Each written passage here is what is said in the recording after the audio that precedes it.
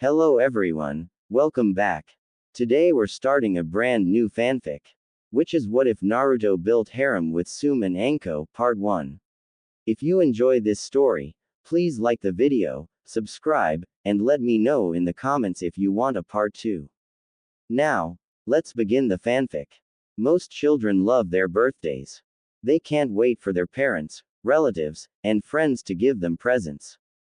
It also means for some kids that they're one step closer to becoming a ninja. To do that is the highest honor to them. To be the greatest. Their birthdays are one of the greatest days of their life. Except for one Uzumaki Naruto. He absolutely despises his birthday. He just wishes he was born on a completely different date. He wishes his parents were still with him. He wishes that he had friends. He wishes he could have someone that says who loves him and that he could love back. But none of that can be his. As long as he's the demon brat, there's no way that they will think of him as anything else. But let's get back to the birthday thing. The reason he hates his birthday so much is because he can never go outside. Every time he tries to, they always chase him through the village, and if they catch him, well, let's just say it's definitely not pretty and usually involves kunai and shuriken. But alas, it just so happened that today was one of those special days. Right now we find Naruto huddled up in the corner of his room rocking back and forth. Naruto has sun-kissed blonde hair and oceanic blue eyes. He was very skinny and malnourished. He wore a dirty white tee with dark blue jean shorts on. Happy birthday to me. Happy birthday to me. Happy birthday, dear Naruto. Happy birthday to me. He sang to himself. He stopped crying a long time ago. He grew accustomed to the fact that he's alone and is ready for the possibility of being alone for the rest of his life. Yep. It was just another one of those days. As he finished his celebration by himself, he could not help but feel a bit excited. Like the other kids, he had the desire to become a ninja. It would not only give him a chance to prove himself to the people, but it would also keep the villagers from attacking him. They wouldn't dare attack a ninja. As Naruto stood up, he started to get an eerie feeling. He had a feeling that tonight something is going to happen. Maybe he's just paranoid, but it wouldn't hurt to be careful. It is his birthday, which just makes it even more dangerous. He made his way to the small living room to get something to eat. The moment he walked in, his front door to the apartment was kicked off its hinges. In walked a pink-haired woman followed by two tall men. They were drunk. This is bad. It's always bad when they're drunk. They are a lot more viscous when they drink. Take him outside. The pink-haired woman commanded. He remembered her from the usually times they would capture and beat him. The men roughly grabbed Naruto and dragged him through the front door. Bad day indeed. XXXXXXXXX. The moment he was outside, he knew he was right when he said something was wrong. Most of the villagers and some chunin have gathered in front of his apartment. They all had this nasty look on his face. Great, they're all drunk. I just hope Ojiazan will get here in time. He thought as they brought two posts that were wide apart. At the top of each post were long chains that touched the ground. Okay, that doesn't look good. Come on, Ojiazan, hurry. There's no way he wouldn't notice this. And most of the village should be empty considering how many people are here. XXXXXXXXXX. Sarutobi Hiruzen is having a bad day. First he had a monster of a stack of paperwork. Then the council called a random meeting about other random things that he has nothing to do with. All he wanted to do was just stay home and relax and not have to worry about anything. He wanted to take a stroll through the village and just be free, at least for one day, from the dreaded paperwork. But he didn't want to upset the council and having to deal with them later. So he stayed put. He never knew what was going on outside. XXXXXXXXX. Now we find Naruto chained up by his arms hanging in mid-air. He had a calm demeanor on the outside, but on the inside he was afraid. Afraid that this is going to be the last day of his life. But he wouldn't show them that. He wouldn't give them the satisfaction. The pink-haired woman stepped in front of Naruto and turned to the rest of the villagers. For years this thing has plagued our village, she started. But now we have a chance to get rid of it. No interruptions. My allies on the council made sure of this. Now we have free reign to do whatever we want with the demon child. We will have liberation. She finished the last part with raising a kunai in the air. The crowd cheered with approval and anger as they armed themselves to the teeth. This is going to hurt, Naruto thought as he closed his eyes and accepted his fate. And so began Naruto's torture. After 5 years of suffering, 5 years of endless nightmares, it was all about to come to an end. You get a cookie if you know where that was from. Smiley face. They burned him, stabbed him, beat him with weapons beyond your imagination. The worst of it all is that he just kept healing. He kept feeling the pain over and over and over again. It just wouldn't go away. Eventually he lost consciousness from all of the pain he endured. XXXXXXXXX. His eyes opened as he realized he was in a different place. He was standing in a place completely encased in darkness. Where am I? He thought as he looked around. Suddenly he heard a loud booming voice. Give in to the anger. It yelled. Hate them. Curse them. Then he heard another. You are the last of the most powerful ultimate warrior race. You bow to no one. You are all their superiors. Show them what you can do. Then there was another. But this one sounded a lot more calm. You have my blood in you. You are my grandson. He looked all around but could not find where the voices were coming from. He looked in front of him and could faintly see 3 figures walking toward him. Once they got close enough he could make out what they looked like. The one on the right was a somewhat short but bulky man, probably standing at about 5 feet 5. He had black spiky hair that stood up high above his head. His outfit consisted of an unfamiliar sleeveless dark blue body leotard-looking thing that covered his legs and most of his torso. He had on white gloves and white boots with a yellow tip on them. The one on the left was a man that stood at about 5 feet 8. Naruto guessed he was bulky too, but he couldn't tell with the large, red battle armor, like how Ojiazan told him the ninja's back before he was born used to wear, he was wearing. This man also had spiky hair with bangs that hung down his mid-chest. He had a large unfamiliar weapon on his back. It looked like a fan but was silver and had 4 sets of 3 tomos on each corner. It also looked like he had a Konoha headband on, so he had to be someone from the village. But what really caught his attention were his eyes. They were blood red with 3 black tomos in them, similar to the ones on his fan. Overall he looked very intimidating. The last man in the middle had to be the scariest of them all. He looked to be well over 6 feet and had a very muscular build. Like the others he had spiky hair as well, but his kind of jutted out behind his head with the bangs of his hair somewhat covering his face. On the sides of his head were large horns that pointed in front of him. Somewhat like bull horns but straighter. On his forehead was a tattoo that resonated around a small red crystal that was in the center. His eyes were mostly white with a black dot in the middle.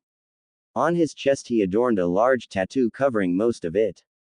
Another tattoo also on his left bicep and a chain wrapped around his right. On his arms were red and black gauntlets that covered most of his forearms. On the edge of the gauntlet close to his bicep was a large spike that jutted up. The gauntlets themselves were wrapped up in chains. He wore pants that were wrapped up in chains on his waist and his left shin. On the right leg of the pants it had red flames with a golden outline on the top, stopping at his mid-thigh. He wore different colored combat boots, his right leg being red and his left leg black. But the most noticeable feature would be the large black wings on his back. Naruto could tell that he actually used them in combat, which can be very useful. Overall the 3 of them looked very menacing and cool. When he finished observing them he noticed that they were standing right in front of him. He took a few steps back in fear of them killing him. The one on the right spoke first. Do not fear, little one, we will not harm you. The other 2 nodded in agreement. I think introductions are in order. My name is Vegeta. He introduced with a bow. The one on the right spoke next. My name is Madara Uchiha. He spoke with a tone of amusement. The one in the middle spoke last. My name is Devil Jin. He bowed. This month's voice echoed as if more people were speaking at once. Naruto stared at them, still a little fearful, but spoke nonetheless. My name is Naruto Uzumaki. He introduced, stuttering a bit. You must have many questions, Madara spoke, ask and we will answer. The others nodded. Naruto regained his composure and took a deep breath, feeling a bit more confident. Where am I? How did you guys get here? What happened to the village? And why are you guys here?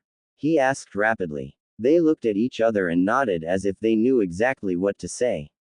Devil Jin spoke first. To answer your first question, we are in your mindscape, so to speak. Most people can't enter their mindscape due to what has to happen enter it. You have to be in the most unimaginable pain and have to be enduring it for hours. Even then there is a very low chance that you'll enter it. Nobody wants to take that chance. Naruto nodded in understanding, considering that he was being tortured by the villagers. Well, I guess that answers my third question as well. What about my second? This time Vegeta answered, the three of us have been dead for a long time. Well, maybe Madara not so much, but me and Jin lived way before the Raikudo Sennin was even born. I am a bit older than Jin, but all of us in here are related. When I died, my blood lived on through a lot of people until most of those people died. Then Jin was the only one left with my blood. He then passed it on to a few people and it eventually made its way to the Raikudo Sennin. Now if you know the story of the Sennin, then you know that he split up the Jubi into 9-tailed beasts and also sealing the last of the Jubi's power in himself. That power awakened mine and Jin's blood in him, therefore restarting our bloodline. He then had 3 sons and one of them is Madara's father. A couple decades later, after Konoha was formed, Madara died at the hands of the first Hokage. But he kept himself attached to this artifact called the demonic statue of the outer path, which kept him alive. Kind of like a overpowered life support. Before he cut himself off from the statue, he had a child. Before I say any more, I think Madara should tell you this. Vegeta finished nodding off to Madara. Thank you. Now as Vegeta was saying, I had a child with a woman named Mito Uzumaki. Mito was the first Jinchuriki of the Kyuubi no Yoko, and when we had the child it awakened the bloodline again. We named that child Kushina. Before I died I told Mito to tell everyone that she had a child with Hashirama Senju, the Shadaime Hokage. Before Mito died she sealed the 9 tails into Kushina. She wanted to make sure that thing never got out. When Kushina grew up into an adult she had a child with none other than Minato Namikaze, the Yondaime Hokage. But something bad happened that day. Kushina grew sickly and the seal weakened. This gave the Kyuubi the chance to escape, and so it overloaded the seal with chakra and busted out. In bloodthirsty rage it started to attack Konoha, destroying all in its path. There is absolutely no way to kill a beast with infinite chakra, so the only way to stop it is to seal it. Minato sealed the Kyuubi into the only thing it could. Their son. He couldn't bear to ask anyone else for a newborn, since that's the only thing the Kyuubi can be sealed in. Kushina died in childbirth and the Kyuubi breaking out of the seal. Minato died sealing it into the child because the seal requires a soul to be sacrificed. Do you know who that child is? Naruto Uzumaki. It didn't take a genius to figure it out. He has been asking the Hokage all his life if he knew who his father was. Now that he found out that the Sandaime knew about it the whole time, he grew angry. Angry that this huge secret had been kept from the most important person to know it. It was me, he replied, anger leaking off of every syllable. That didn't go unnoticed by the other two in here. Yes, Madara replied, it was you. Now when the Kyuubi was sealed into you it triggered a chain reaction. From all the other times of our bloodline awakening and with mine added into the mix, it somehow brought us all into your mindscape. Here we've been fighting each other over a petty squabble saying which of us was the strongest. Turns out we're all somewhat of the same strength in our own way. Now when we finished with that we were watching your life play out. And we didn't like it one bit. Those villagers are blind ignorant fools and deserve to die. So we made a deal, we would teach you everything we know and in return you must promise us one thing. Naruto looked at him still angry from before. What's that? This time Jin spoke up. You must destroy Konoha. He answered with a sinister smile. Naruto looked on in shock. Could he really do it? Could he really destroy a place that he loved? Who was he kidding? He hates this place. His whole dream to become Hokage he realized would be impossible. There was no way anybody in the village would like him. And also he heard from Sarutobi how the paperwork ed. But he had one more question. Since this is my mindscape, where's Kyuubi? Naruto asked. Madara opened his mouth to answer then closed it. The three looked at each other then back at Naruto. Yeah, I actually don't have an answer to that question. We honestly don't know where Kyuubi is. He answered as he was just as curious as Naruto. He looked at the three of them. Alright, I've made up my mind. I'll do it. This surprised the three of them greatly. Wait, just like that? Vegeta asked in disbelief. Naruto looked at him. Why? What did you expect? For me to rant about how I love the village and that when I'm Hokage I'll protect it with my life? They looked at each other. Well, yeah, kinda. Vegeta said. Naruto laughed. Yeah, like I would protect a village that tries to kill me every day. That's a real laugh. Well, kids got a point. They thought. Well, anyhow, Madara started. We are glad that you agree. Before we start, we all have to put our essence in you so you can be able to learn from us. No homo. All three of them held up their hands and pointed them towards Naruto, palms facing him. Now, this is going to hurt a lot, Madara said. In their palms formed spheres of what looked to be swirling chakra, each a different color. Madara's was a dark purple, Jin's was blood red, and Vegeta's was yellow as the sun. For a few seconds they just stood there. Naruto was wondering what was going to happen until he started to feel a little tickle on his chest. He looked down and saw that on the center of his chest came out a blue orb, similar to the ones in the palms of the others. When it came out fully, the three sent their respective orbs toward it. When they reached their target, the orb slowly morphed into the one that came out of Naruto's chest. When they fully went in, the orb began to change colors rapidly. It kept going from red, to purple, to blue, to yellow, and just kept repeating until it looked like a colorful strobe light. Then it turned black. It looked like an eclipsed sun. Without warning, it shot back into Naruto's chest. At first nothing happened. Then all of the sudden Naruto was hit with a huge wave of pain. He felt like he was being torn from the inside out. He was writhing all over the place as he could do nothing to stop it. His body started to grow as much taller. He went from being 4 feet 2 to being 5 feet 0. Considering he's only 6, that's really tall. Any baby fat that was on his body completely disappeared and was replaced with pure muscle. The muscle grew to a point where his body just looked like a smaller version of Jin's. His hair spiked up like Vegeta's and he got bangs in the front like Jin's. He also has bangs that are as long as Madara's. In the center of his forehead was the same red crystal that Jin has. When the transformation stopped, he blacked out from the pain. XXXXXXXXX. Despite the long time he spent in his mindscape, it has only been about 5 minutes in the real world. During this whole time the villagers were still beating and torturing him. When he opened his eyes, he saw all the villagers still ranting about killing the demon and all that other stuff. He looked at his arms to see that they're still chained. Then he noticed how muscular his arm is. He looked at his whole body and noticed the changes. Sweet, he thought. Sweet indeed. He heard someone say, Ojiazin, is that you? He thought. Madara grimaced at the name. Please don't call me that. That just makes me cringe. Just call me Madara. Oh, okay. Naruto replied. Well, get out of here. Break those chains and kill them. He heard Vegeta say. Naruto nodded and looked at the chains. He tugged just a bit and immediately the chains shattered to pieces.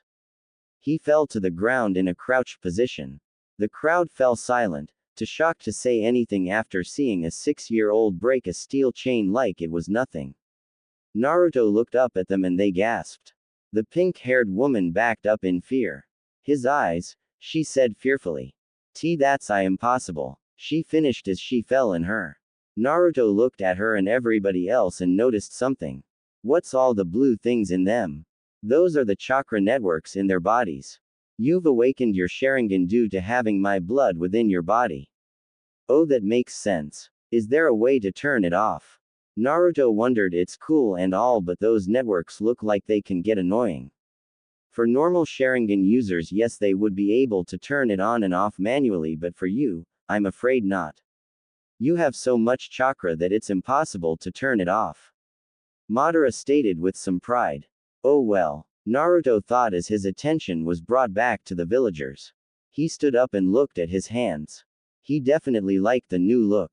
His shirt ripped off because of his new size, but the pants thankfully still remained, although extremely tight.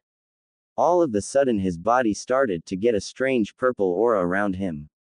He looked on with curiosity. A moment later black wings sprouted from his back. They looked exactly like Jin's as he remembers from his mindscape. He gave them an experimental flap. They felt like just another appendage on his body. He touched his forehead as he remembered there was a crystal there. All of the sudden his head started to hurt as if something was trying to force its way out of his head. As if on instinct he just let whatever it was out, and when he did he didn't even notice that he had his eyes closed. When he opened them the pain was gone and he looked at the villagers. Or at least where the villagers used to be. They were completely vaporized and he had the suspicion that it had something to do with the headache. I was going to kill them anyway. Guess that just saves me the trouble. He thought as he looked at his work. Well, better get going. Maybe I should give Ojiazin a visit. With that he jumped as high as possible and started flying towards the tower. XXXXXXXXX. The Hokage was still sitting in the council room. Kami forbid. He just couldn't take it anymore. Why do they need the Hokage to be present to ask if putting dango on the menu in bars is a good idea? He was starting to get the sneaky suspicion that they're keeping him there on purpose. He looked at the calendar and saw that it was October 10th. For some reason he had a feeling that Naruto was in trouble. He had hired Anbu to guard his apartment, but he still can't help but feel a bit worried. He was going to check on him just to be sure. I am going to take my leave from this meeting. This conversation does not require my presence. He spoke with authority as he stood up. The council panicked. But Hokage-sama, there's also more we need to discuss about the village's safety. A random person on the civilian council spoke with sweat trickling down his cheek. Danzo stood up from his seat, composure intact. It is done, Hokage-sama. He is dead. We can now sleep at night. Danzo stated with a smirk. Sarutobi raised an eyebrow. Exactly who are you talking about? Already having an idea. I'm talking about the demon child. He has been dealt with. The pariah no longer walks the streets of Konoha. He stated, smirk still there despite the key in the room. The moment he said, one of the clan heads jumped out of their seat and prepared to slit Danzo's throat, but was stopped by Anbu. Tsume, stop. Sarutobi yelled. Tsume Inuzuka looked at the Hokage in disbelief. Don't tell me that you're siding with him. You're the one who is always defending Naruto. She yelled, not believing that he would just turn his back on Naruto. Sarutobi raised an eyebrow but shook it off. The only reason I was defending him was because I wanted to make him into a weapon of my own. Now that Danzo has disposed of him, I can't do that. Naruto was growing soft. A little too soft. Now that the Kyuubi is gone, we don't have to worry. He stated with a carefree tone. Tsume looked at him with anger and stormed out of the council room. When she turned the corner, she saw a boy almost as tall as her with the Sharingan staring at her impassively. She noticed the wings too but didn't feel scared because he felt familiar for some reason. Naruto stared at the woman in front of him. She gave off a vibe that said, "Don't with me." She was a woman in her late 20s, well over Naruto's age. Her appearance was just animalistic. She has long, spiky, untamed wild hair, with vertical slit pupils, and elongated teeth and nails. She had purple fang-like marks on both of her cheeks as well as markings over her eyes and a dark shade of purple lipstick. She wears the standard outfit of a Konoha shinobi consisting of a flak jacket and, from what Naruto could tell, a black suit underneath with the sleeves rolled up and bandages around her legs. Even with all the clothing, he could tell that she was well over a D cup. She doesn't wear Konoha's headband, which just shows how much she doesn't give a. She stared at him, still trying to figure out why he's familiar. Who are you talking about? Ojiazan. Is what he said true? He asked again, getting a little impatient. The moment he said that, she knew who this was but couldn't believe it. She smelled the air again. It smells like him. She definitely didn't sense any henges, so it wasn't an illusion. Naruto? She asked hopefully. Naruto then remembered about his changes and that nobody would recognize him. He was also surprised that this woman didn't outright try to kill him or call him names. He was even more surprised that she actually called him by his name. Yeah, it's me. I'm sorry, do I know you? Now really curious and completely forgot about what he was talking about. Oh yeah, sorry. My name is Tsume Anko. Excuse me for being nosy, but were you attacked? The council in the was saying that you were dead. That brought Naruto back to what he was saying. His eyes hardened. Yes, I was attacked. Though they did not succeed. Now tell me, is what the old man said true? Did he never care? He asked with a hint of anger. Tsume's eyes softened. I'm sorry, Naruto. He's not really the man you think he is. Despite his anger, he couldn't help but let some tears fall. Then I really am completely alone. He said with sadness in every word as his heart ached. Tsume's heart wrenched as she saw how hurt he was. She didn't know what to do, so she just hugged him. She let him bawl his eyes out. She couldn't help but feel hurt herself when seeing him sad. It made her heart ache too. She would try to figure out why later. Right now Naruto needs help. When he was done crying, he looked at her and couldn't help but smile. Maybe he doesn't have to be alone. Maybe he can have a friend in her. Thank you, Tsume, he said as he felt a lot better. He now felt really comfortable around her. You don't have to be alone, Naruto. How about you stay at my compound? Council be damned if I let you stay alone anymore, she said as she was happy that he felt better. Naruto looked at her in surprise. He weighed his options. On one hand, he could stay at his apartment and keep himself distant. Maybe even leave the village. On the other hand, he could go with Tsume and live with her. Probably make new friends. Naruto chose the obvious. I would love to stay with you, Naruto said with a sad smile as the previous conversation still haunting his mind. All those times the old man has been nice to him were a lie. At least now he has a chance to start over. By the way, Naruto, what happened to you? The last time I remember seeing you, you were a little shrimp with blonde hair and not even close to being as handsome as you are now, she stated with a smirk at seeing his blush. Hey guys, should I tell her? He thought as he really wanted to tell her about Madara and the others. Knock yourself out. I can tell this girl really likes you, so can't hurt to tell her, Madara replied, happy that at least one person actually cares. Naruto nodded, then looked back at Tsume. Can we go to your compound first? I kind of don't want anybody else to hear this, Naruto stated as he sensed some people approaching. Sure. Just meet me at the compound, she said as she wanted to get there quickly. No need, I'll take us there. All tell me where to go while we're in the air, he said as he made his way to the nearest window. In the air? She asked with curiosity as she followed him. He turned around and faced her. Hold on, he exclaimed as he wrapped his hands around her waist and jumped out the window. She made a loud eep noise as he started to flap his wings and started to make his way to where he knew the clan compounds were located. Wee woo, she yelled as she looked like she was having the time of her life. To make it better, he started to do twists and turns and loops. All kinds of flying tricks. Eventually they made it to the compound, which somewhat saddened Tsume as she wanted to stay close to him like that. She knew he was only around Kiba's age, but she couldn't help but be attracted to the Gaki. Having scared away her husband and no one to love didn't help the situation. Alright, let's go inside. Even though it's dark out, I bet the Gakis are still up, she said as she made her way to the door. You have kids? He asked, a little saddened. Yeah, what's wrong? She asked, hoping she didn't do anything to upset him. So does that mean you have a husband? He asked, trying to hide the obvious jealousy in his voice. Tsume smirked as she noticed it. Why are you jealous, Naruto? She asked, trying to embarrass him. He stuttered. No, he said, cursing that his stuttering wasn't helping the situation. She smiled at him. It's okay, Naruto-kun, and no, I don't have a husband, she said as she opened the door to the house. She missed the smile Naruto had on his face. Like Tsume said, when they walked in, all of the lights were on and you could hear chatter in the living room. Naruto followed Tsume as she walked into the living room. When they entered, he saw a girl that looked to be in her mid-teens.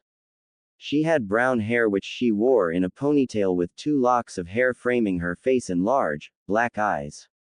She was wearing light lipstick on and fang-like tattoos on both of her cheeks, in addition to a tattoo on her upper right arm that resembles a flower. She was wearing a black tank top with words on saying, "Don't with this bitch," showing a generous amount of cleavage. Just from that shirt he could tell she was probably a D cup, like Tsume. The only other thing she was wearing was a black lace panties so he could see her very creamy legs. Overall, like her mother, she was drop dead. Hana, we have a guest. Tsume said. She gestured toward Naruto.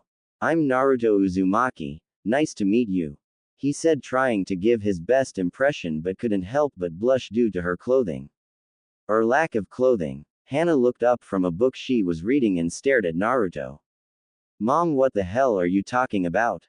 Since when does Naruto have the Sharingan? Hana asked as she stared into Naruto's eyes. Oh, it's him all right. Although the Sharingan part one would like to know as well, Tsume stated as she sat next to Hana. Naruto sat on the floor in front of them as he took a deep breath. Well, get comfortable cause it's a long story. When Naruto finished his story, he looked at the 2 women to gauge their reactions. He knew it was a lot of information, so he gave them some time to think. A few moments later, he was jumped on and smothered between 4 large mounds. Oh Naruto, I never knew your life was so hard. I don't know how any little boy could endure such treatment. Hana yelled as she cried into his shoulder. I knew it was bad, I didn't know it was this bad though. People can be so ignorant. I wish I was there to help you. Tsume cried as she too wept into his other shoulder. It's okay, really, I'm okay. I mean, yeah, it hurt, but I'm fine now, forget about the villagers. They got what was coming to them anyway, he stated as he remembered how he vaporized those people. Well, no more. For now on you will be living with the Inuzuka clan. I won't take no for an answer either, Tsume stated with her hands on her hips and a smile on her face. Naruto smiled as he was happy someone cared for him this much. I wasn't even planning on it, Tsume-chan, he said with a smirk as he saw the blush on her face. He walked up to her and gave her a subtle kiss on the lips. She didn't resist at all. Naruto could tell that never again will he be alone. Hana looked at the 2 and couldn't help but smile. She knows that Naruto will make her mother happy. Tsume was always so lonely ever since her husband left. But Hana couldn't help but feel a ping of jealousy. She really wished she had someone like that. Naruto looked at Hana and could see the sad smile on her face. So she must be lonely too, Naruto thought. He looked to Tsume as she could tell what he was thinking. He sees her give a nod of approval as he leaves Tsume's embrace. He made his way over to Hana and lifted her chin with his finger as he stared into her eyes. And thank you, Hana-chan. Naruto gives her a kiss on the lips. He just met these people and already he has 2 women in his life. Hana was so happy. It was the most simple kiss and yet she felt like they had just made love. Staring into his eyes just made her intoxicated. Most people don't live to see the next day when they're staring directly into the Sharingan, but when he was looking at her, she couldn't help but get more excited. Well, Tsume-chan, Hana-chan, if it's not too much trouble, I'm very exhausted from everything that's happened and I really want to get some sleep, so can you show me to where I'll be sleeping? He asked as he honestly felt like he was about to pass out any minute. Tsume and Hana both looked at each other and smirked. Well, Naruto-kun, our house doesn't have any guest rooms right now, so you will be sharing a room with me and Hana. Tsume said as she watched Naruto's eyes widen. Damn, not only do I really like these hot women, but I'm going to have to share a bed with them. Kami, please keep my hormones in check, Naruto stated as he blushed and replied, I'm okay if it's alright with you. We'd be happy too. Well, let's head to bed, guys. Tomorrow we'll introduce you to Kiba. Oh, he's going to have a tantrum when he finds out a 6-year-old bagged his mom and his sister. Hana stated as she made her way to the bedroom with a sway to her hips. Naruto nervously chuckled as he looked over to Tsume and saw that she had gotten undressed. She had the exact same shirt and panties that Hana had. The only difference is that Tsume had bigger S.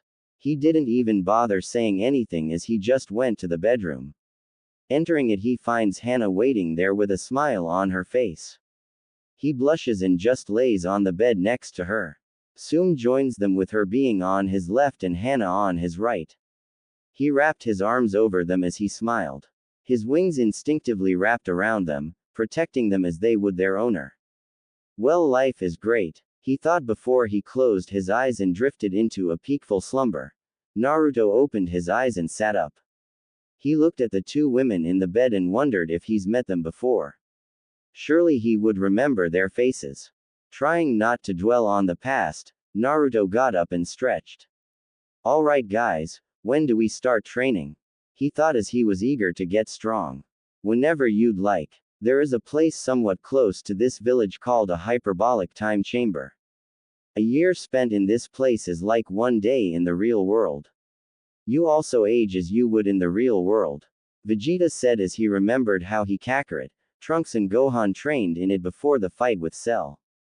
Yes, that would be very useful considering the many things we are going to have to teach you. Madara stated as he thought about how he was going to teach him everything he knows. Okay, that will be the perfect place. I'm going to get the food necessary for the year spent. Naruto said as he made his way out of the room. Don't worry about food or cloths. All of the food you need is in the chamber. And I'm pretty sure there are Saiyan battle suits in the chamber. We left them there just in case we went back. We did a couple of times, but it wasn't to train. Vegeta said as he remembered Kakarot's fight with that giant yellow thing. Janemba, I think its name was. Vegeta thought. Well, I guess I'll get going right away. Naruto said as he left a note for Tsume and Hana. He jumped out the window and flew on top of the house. Okay, so which direction do I head? He asked, not wanting to be flying around through random places. Head northeast and fly as high up as you can. It should be there. Vegeta said as he was watching through Naruto's eyes. As Naruto flew, he couldn't help but look back on how much his life changed in just one day. He thought about Tsume and Hana and about how much they care for him. Hopefully he can meet more people like that. Suddenly Naruto spotted something high in the sky. It looked like a large sphere from what he can see. Although looking closer, he could see that it ended halfway, making it look like a half sphere. That's it, Naruto. Kami's lookout. Head to the top and go to the temple. Vegeta said. Naruto nodded as he flew up towards the large object. When he reached the top, he gazed at the structure. Being so high up, he could see how this would be called a lookout. In the center was a circular structure. Probably the temple that Vegeta was talking about. I really don't feel like describe it. If you know what it looks like, then good for you. If not, shame on you. Look it up on Google Images. Naruto descended down on top of its surface, blowing out so dust from the momentum of his wings. As he started to walk towards the temple, he couldn't help but feel that he was not alone. I sense a large power level inside the temple. Be careful. Whoever is in there, they're extremely powerful. Probably even stronger than the three of us combined. Vegeta said as he had a sense on who it was. Naruto nodded as he was on guard. Hopefully this person is friendly or he would have to flee quickly. As he made his way inside, Vegeta told him that the power level was definitely close. Whatever it is, it should be right around that corner. Vegeta stated, as he was anxious to see who it was. When Naruto turned the corner, he saw something he did not expect. It was a large man inside what looked to be a glass capsule filled with water. He had black spiky hair that went in all directions but didn't fall down. He wore a dark orange gi over a dark blue undershirt. He wears dark blue wristbands, along with dark blue boots that are outfitted with yellow laces. Over the waist of his gi he wore a blue sash, almost like a belt.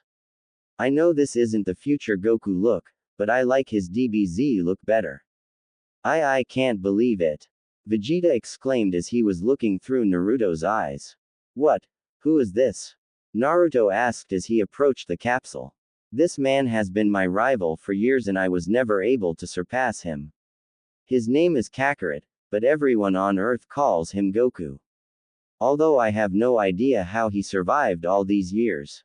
Must have something to do with that capsule. He stated as he remembered how many times he and Kakarot fought and he lost. Him even stronger than you, huh? Naruto said as he got an idea. He stepped back a bit and reared back his fist. With all of his momentum he punched the glass with the desired effect. The glass shattered to pieces as the water came pouring out. The man began to fall but Naruto caught him, being a lot lighter than he expected.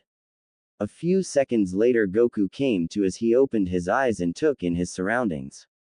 He noticed a young man a bit shorter than him holding him. He must have been unconscious, cause that would explain why. Then he remembered why he was in the capsule in the first place. Hiya, my name is Goku. Goku exclaimed loudly with a carefree tone. Kakarot, can you please quiet down? You only said like 5 words and yet I'm already annoyed with you. Naruto said as he covered her ears. Goku looked at him for a second and then his eyes widened. Vegeta, you're still alive. I thought I was going to be the only Saiyan left thanks to this capsule. You're a lot smaller than I remember though. Goku said as he measured Naruto's head to his chest. Okay, first of all, I'm not Vegeta, although he is my ancestor. And second, don't mock me about my height. Naruto yelled. He may not be short anymore, but it was still a touchy subject. Goku seemed to stare at him for a bit before he smiled. Sorry, it's just that nobody besides Vegeta calls me that, so I just thought you were him. Goku stated in a lower voice and slight embarrassment. Anyway, how are you still alive? From what Vegeta told me, the Saiyans lived over 1,000 years ago. Naruto asked as he could hardly believe someone can live for 1,000 years. Well, Kami had a vision that a young warrior will awaken the Saiyan blood after the race has died out. Being only me and Vegeta were left. So Bulma made me a life-preserving capsule that can keep someone the same age and their body intact for 5,000 years. Though I only needed 1,000. I was to be the one that meets this said person and teach him all of my abilities. Goku said as he was stretching to get the kinks out of his body. Well, aren't you lucky? You not only get me to teach you but you also get the most powerful Saiyan in history. Oh, and speaking of training, I want to hurry this up and start as soon as possible. Tell Kakarot to bring us to the time chamber. Vegeta said as he hates it when people just stand around and talk when they can be training or fighting. Don't we all? Okay, well, that's an interesting story, but can we please get to training now? I want to start as soon as possible. Take me to the chamber. That would be the best place to train, Naruto stated. Oh, you know about the hyperbolic time chamber? Okay, well then I guess you should know that Kami increased the time you can spend in the chamber to 5 years. So get ready to have 5 years of non-stop training. Goku exclaimed with a thumbs up as he teleported in front of the door to the hyperbolic time chamber. Naruto shook his head as he made his way into chamber followed by Goku. When they were inside, the minute the door closed, Vegeta, Madara and Jin popped out of nowhere. Naruto almost fell over from the startle they gave him. What the hell was that? I almost had a heart attack. Naruto exclaimed as he was genuinely terrified from that. It seems that this time chamber pulls any power source out into its plane. Even if they're in someone's mind. Madara stated as he looked around. Goku turned to Naruto. Alright, what do you want to work on first? Physical training, spiritual training, key training. We have 5 years, so plenty of time. Goku stated as he wanted to get an idea on what to train Naruto in. Yes, now you can be trained by two Saiyans, which is way better than one. Plus, mine and Vegeta's moves are completely different, which means that your arsenal will just be that much bigger. Goku exclaimed as he was really excited. This kid might eventually become stronger than him. I have an idea. How about each year will be divided to a respective teacher? The first you will be giving me physical, spiritual and ki training, second will be Vegeta who will be doing the same, third is Jin, one of my ancestors, who will teach me to master his fighting style, and fourth will be Madara, my grandfather, who will teach me all of his shinobi techniques. The last year will be training for whatever you guys think I need to be trained in. Naruto said, explaining each role of his teachers. Also Naruto, it's best that I teach you this technique now. It's called the Shadow Clone Jutsu. These are solid clones that when destroyed or dispersed will give the information throughout that clone's life back to the user. This also works for physical training as well. Madara said as he sent a mental image of the hand sign to Naruto. Practice those seals and learn the jutsu. Make clones every time you start your training to do multiple things at the same time. Madara stated. Alright Naruto, after you're done spacing out you want to start training? Goku asked as he was watching Naruto staring off into space. Sure, let's get started. In Konoha, Tsume stirred awake not too long after Naruto left. She looked around and saw that Hana was still asleep and that Naruto was gone. She got up and went into the kitchen to see that he wasn't in there either. A little worried, she went into the living room and saw that there was a note on the table. She went over and picked it up. Dear Tsume-chan, sorry for not staying a little longer to say goodbye, but I wanted to leave as soon as possible. I'm going to be gone for a couple days for training, so I won't be in Konoha. I know you're on the council, but please don't let the Hokage know that I'm still alive. It wouldn't do me any good if I'm being hunted down. Oh, and don't tell Kiba about me yet. I want it to be a surprise. I'll see you in a few days. Love, Naruto. Tsume nodded in understanding as to not let the Hokage know about him. She wants him to join the academy so if they don't know him as the demon child, he will be able to excel as fast as he wants without people trying to hold him back. Especially with his new appearance, nobody will know that it's him until he wants them to know. She put the letter down as she made her way back to the kitchen to make breakfast, all the while anticipating his return. XXXXXXXXX. First year in the hyperbolic time chamber. Training with Goku had to be the most grueling thing in the whole world. When Goku told him to do 500 push-ups, 500 sit-ups, 500 pull-ups, then sprint around the chamber 500 times, he thought that it wouldn't be that hard with his new body. Oh, how he was wrong. At first he struggled really hard to complete the entire exercise. Then after a few days in the chamber it got a lot easier. That's when Goku told him to do it with weighted clothing on. Having got these new change of cloths, he now wears a faint blue almost gray weighted gi on with 20 kilos, 45 pounds worth of weight and darker blue sash on. He wore black pants similar to Jin's except with white flames instead of red. On his wrists he wore gauntlets like Jin's except they too were black and they held 10 kilos of weight, 25 pounds basically. He wore combat boots that were black as well, and on the ankles, he also wore 10 kilos of weight. With all of this weight on, the training became much harder, but he pushed through it, wanting to get stronger. After Goku was satisfied with his physical training, though he still performed the exercises every day, they moved on to spiritual training where he learned to unlock his ki. After that they started to learn ki techniques.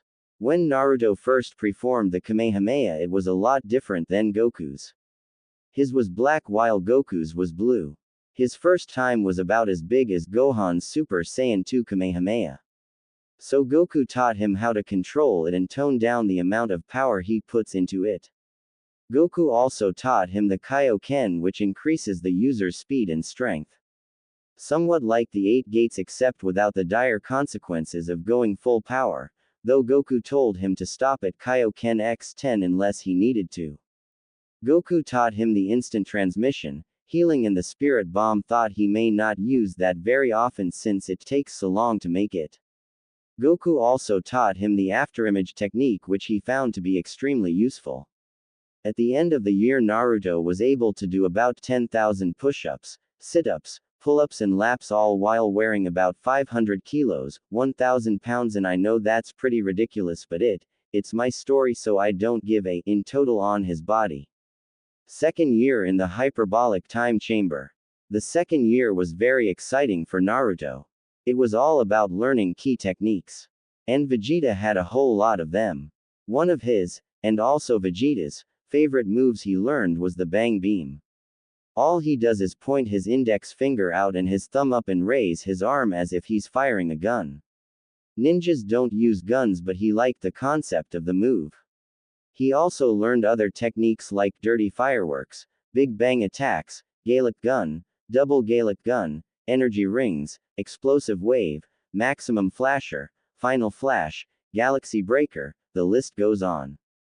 Vegeta also taught him the energy barrier, which protects him from anything that hits him, and telekinesis. You all know what that is. Third year in the hyperbolic time chamber. The training with Jin was almost as grueling as Goku's. Jin's style was a mix between his family Kazama style self-defense and the Mishima style karate. After Naruto got the katas for Jin's style, which he hasn't named yet, Jin had spars with him to help Naruto with the flaws. Naruto wouldn't call it a spar though. It was more like Jin just beat the shit out of him and told him what he was doing wrong. Naruto, eventually, was able to land a hit on him. After that, Jin started going all out and didn't hold back whatsoever. There was not one time where Naruto didn't finish the spar with a few broken bones. Thanks to his fast healing, he just got right back into sparring. Close to the end of the year, Naruto was faring well against Jin. He actually was able to break a couple of Jin's ribs a few times in his leg. Since Jin didn't have Naruto's healing rate, he had to eat Goku's senzu beans. Jin also taught Naruto how to harness the devil's gene. He taught him how to control his laser and how to control lightning through his punches and kicks to enhance them. When Naruto finally mastered the style, Jin said that he can give it a name. Naruto thanked him and said that he would do it later. Fourth year in the hyperbolic time chamber. This year had to be the most exciting for Naruto. Every technique learned during this year were enormously destructive. Before they even started, Madara had him doing numerous chakra control exercises. Naruto completed water walking, tree walking, kunai spinning, and even an exercise called waterfall running, pretty self-explanatory though. He was still having trouble with that. Madara knew just about every jutsu there was to know. Even some he only knew. He taught him how to control and master the power of the Sharingan. Eventually Naruto awakened his Mangekyo Sharingan and, to the surprise of Madara, the Rinnegan, when Madara put him through an intense genjutsu called Tsukuyomi. Then Naruto's training intensified as Madara taught him every technique he knew about the Rinnegan. He taught him Shinra Tensai, Tengai Shinsei, Chibaku Tensai, Bansho Tenin, all of the 6 paths, and even the outer path. For the Sharingan, Madara taught Naruto the Susanoo, Amaterasu, Kamui, Yusaka Magatama, and Izanagi. All bloodlines aside, Naruto also learned many elemental jutsus. Since having Madara as his grandfather, Naruto has all elemental affinities, with fire being his strongest. Naruto learned how to use shuriken, kunai, and katanas. Although he might not need them due to his powerful taijutsu, it's always good to keep the enemy guessing. Final year in the hyperbolic time chamber. Naruto expected the last year to be somewhat of a cool-down year or a year to review everything. But this year turned out to be pretty eventful. Madara showed Naruto a few seals that would help him with his training. But the one that really mattered was the gravity seal that was placed on him. He still kept the weights on, but the seal was like him training in 100x gravity. He was already as fast as Vegeta with the weights and seal on. He couldn't imagine what it would be like if he took them off. He might even be as fast, maybe even faster than Goku when he's in his regular form. Naruto was not able to achieve Super Saiyan though. Goku said he will eventually buy it still ticked him off. Naruto is now able to beat Jin in a sparring match as well as break out of Tsukuyomi. But the biggest event was when he met his tenant. Flashback. Naruto was meditating as he entered his mindscape. But this time he was in a different place. Instead of it being complete darkness, he was in a sewer-like place. There were pipes that ran along the walls, each a different color. One was red, one was blue and the last was black. He deducted that the red was Kyuubi's chakra, the blue was his regular chakra, and the black was his ki. As he made his way down the one-path sewer, he felt a low rumbling sound. The further he traversed, the louder it got. Eventually he made it to a large room, with the ceiling being way taller than the Hokage Tower. At the far end from him, there was a giant cage with a piece of paper in the middle that read, "Seal." That noise is probably coming from in there.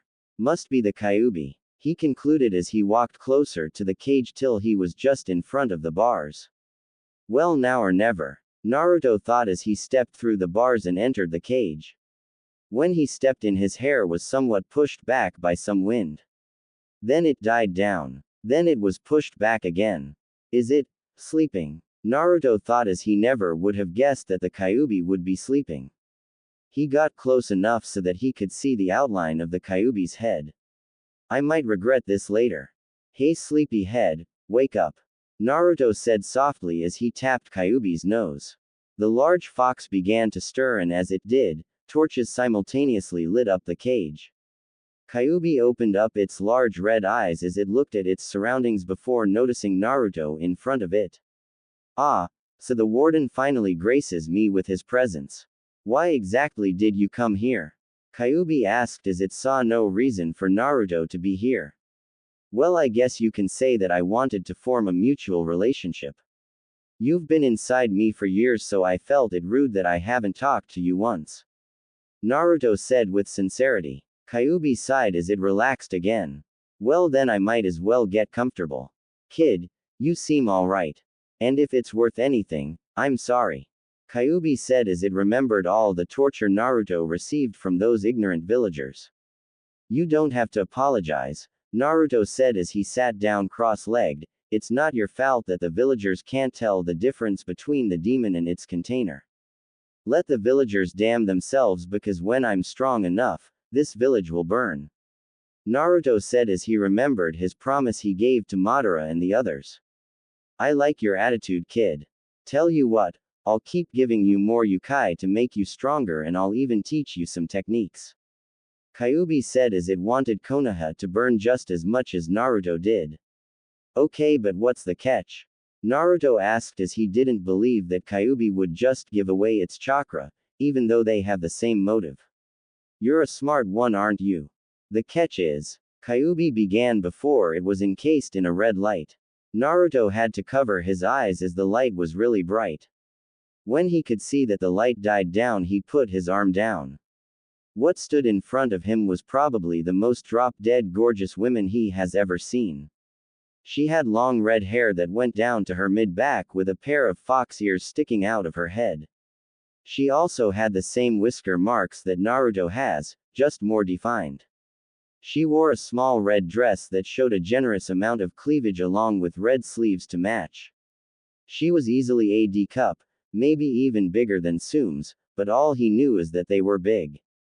She also had red stockings on and also red and black high heels. To top everything off, she had 9 long tails that were flowing freely behind her. Naruto was speechless as he gazed at her body while she was smiling at him. Well, I never thought I would get this reaction from my container. Kyuubi said as she stretched a bit, letting Naruto get a full view of her jiggle. He snapped out of his trance as he wiped his nose from the blood that was coming out. Well, this is your human form, Naruto laughed a little nervously as he was still ogling her. Yes, I thought it necessary to be in this form to tell you what the catch was. She stated as Naruto now remembered what they were talking about. To have all of my chakra and learn from me, you must be my mate. she said as if it was the most obvious thing in the world. Naruto coughed as he said, "Wait, did I hear that right? You want to be my mate?" She nodded. "But, why?" Naruto almost yelled incredulously as he could not believe someone like Kubi would want to be with him. "Well, I haven't formed a relationship with anyone for years, and seeing you definitely puts you at the top of the potential mate list. Although there's nobody else on said list, so that just gives you a bigger chance altogether. So will you do it? Please?" She begged pleadingly as she hoped he would say yes. Naruto weighed his options. On one hand, he could say no and probably be hated by this gorgeous woman, and also not get her chakra. On the other hand, he could say yes and have another person that loves him. A person that's going to give him power. Oh, and did he mention she's hot? This is a no-brainer. Naruto thought as he realized Kyuubi was still waiting for his answer. He sighed. "Sure, why not? I don't see any harm in being with you, Q-chan," Naruto said as he rubbed the back of his head sheepishly. She squealed and latched on to him as if he were a lifeline. Thank you, thank you, thank you, you won't regret this," she said as she kissed him between each thank you. "I hope I don't," Naruto thought. "Oh, and one more thing. My name is Ari. Yeah, that Ari. Look on my profile." "Alright, well, see you later, Ari-chan," Naruto said as he phased out of the mindscape. That boy is going to do great things," Ari thought as she laid down on her tails as a makeshift bed. "Oh man, I forgot to tell him to change the mindscape. Oh well, I tell him the next time he visits," she said as she drifted off to sleep. Flashback end. Ever since that day, Naruto has increased his physical training due to the Aries chakra now going into his coils even more. He now trains at 500x Earth's normal gravity and moves freely with it. He still kept the weights on and even increased them to total about 1,000 kilos, 2,500 pounds. Smiley face. With the seal and weights on, he is definitely stronger than Vegeta, even when he goes first level Super Saiyan. He's also just as strong and fast as Goku when he goes Super Saiyan. Naruto would estimate that if he took the seal and weights off, he would be able to match the strength and speed of a Super Saiyan 3 Goku and maybe stronger than a Super Saiyan 3 Vegeta. I know it's against canon, but I felt like using him. Naruto also mastered all of the chakra control exercises. His level of chakra was even higher than a Hokage, not including the Aries chakra. He's now able to use about 3 taels worth without having the risk of going crazy. Present time. Naruto was standing in front of all of his sensei as he started to take the weights off. Today was the last day in the hyperbolic time chamber when he would go back to Konoha. Goku told him to take the weights and seal off on the last day to get used to regular gravity again. When Naruto took off the last weight, which was his GI, he immediately felt a complete difference to his body. He felt light as a feather and he still didn't even take his gravity seal off. Naruto bit his thumb and wiped the blood horizontally on his chest. An intricate pattern of seals appeared and he put his finger in the ram seal and yelled, "Release." And when he did, the seal disappeared. Naruto looked at his hand and flexed it a bit. He saw a rock on the ground and picked it up. He threw across the plane and then it just disappeared. Naruto opened his hand and you could see the crushed rock in it. "I feel good," Naruto said as he did a couple of punches and kicks to test his speed. "You know the drill, Naruto. Me and Vegeta are going to test what level you're on par with. We know you're stronger than us at Super Saiyans 1 and 2. So let's see Super Saiyan 3. Goku said as he powered up to SSJ 3, as did Vegeta. "I know it's not canon, but I'm using him anyways." Naruto smiled as he got into the now dubbed Devil Fist stance. It looked like a regular boxer stance, but his arms were a little more extended and his arms in front of his face, left arm forward with his knees slightly bent. Jin Kazama's stance in Tekken 6. Remember, no ninja techniques. Just regular strength, speed and any key techniques you can use, Goku stated as he got into his stance. "Now, let's begin," Vegeta said as he disappeared, followed by Goku. Naruto moved his left arm to his side as he blocked a kick from Vegeta. He ducked as Goku appeared, kicking where his head used to be. Naruto knocked Vegeta's leg away and punched him in the stomach as he grabbed Goku's leg with his left hand and pulled him down until his jaw collided Naruto's elbow. Naruto then threw Goku towards where Vegeta landed after he hit him. Naruto smiled as he was finally the first one to get a hit, on both of them too.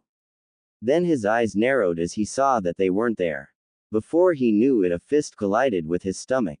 Naruto's mouth was open in a silent scream as Vegeta then started hitting him with a barrage of punches and kicks. He punched him in the gut again before his hand glowed into a Gallic gun and blasted Naruto away. Naruto shakily got up as he dusted himself off. Well, that hurt, he thought as he got back into the Devil's Fist stance. He then saw Vegeta start to charge at him. But something was wrong. Wait, where's? He thought before a wild sense kicked in and he quickly used instant transmission to teleport behind Goku and kicked him in the back as Vegeta came into the fray. Now he found himself dodging punches from both Goku and Vegeta as they threw them as fast as they could. I can't keep dodging like this.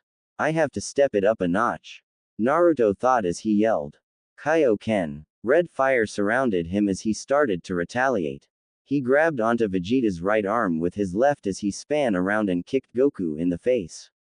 Pulling Vegeta down by his right arm, Naruto uppercut Vegeta but kept him in place with his arm.